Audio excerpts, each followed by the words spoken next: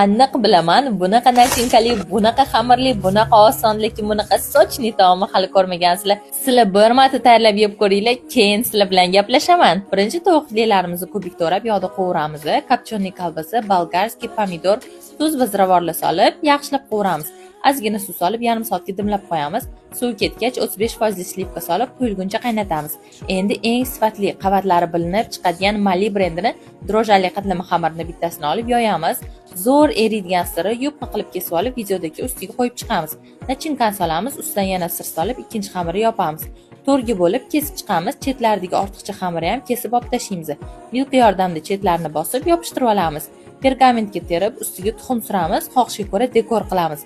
Qizib turgan duxovkaga 180 gradusga yarim soatga yoramiz. Shunaqa sirlari cho'zilib, sochli bo'lib chiqadi. 100% bilaman, buni yeb ko'rgili kelib ketdi. Shunaqa, sizlarga eng yaxshilarini illaman.